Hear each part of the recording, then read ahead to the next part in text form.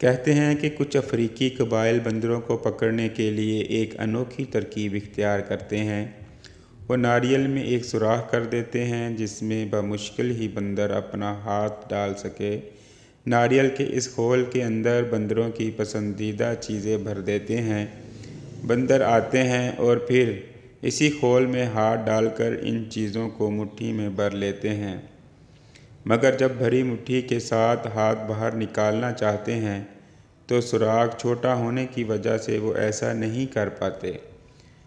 اب عقل کی بات تو یہ ہے کہ مٹھی خالی کر کے ہاتھ کو خول سے چھڑا لیا جائے، مگر بندر کو مٹھی میں دبی اشیاء چھوڑنا گوارا نہیں، اور پھر چیخنا، چلانا، دہائیاں دینا شروع کرتے ہیں اور اپنا ہاتھ ناریل کے خول سے باہر نہیں نکال پاتے۔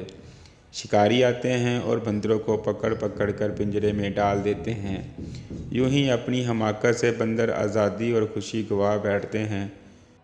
سوچیں تو ہم انسانوں کی بندروں جیسی ہی ہیں، جو اپنی مٹھی میں کچھ نہ کچھ لیے بیٹھے ہیں، چیخ رہے ہیں، چلا رہے ہیں، شکوے شکایات کر رہے ہیں، مگر مٹھی کھولنے کو تیار نہیں۔ کسی مٹھی میں دولت کا جنون، کسی میں شکوے شکایات، اور کسی میں کسی سے بچھڑنے کا دکھ، کسی میں غم و غصہ ہے اور کسی میں حسرتیں ہیں اور کسی میں کچھ یادیں۔ یہ سب افراد اپنی مٹھی میں دبے جذبات و نظریات کے اسیر ہیں۔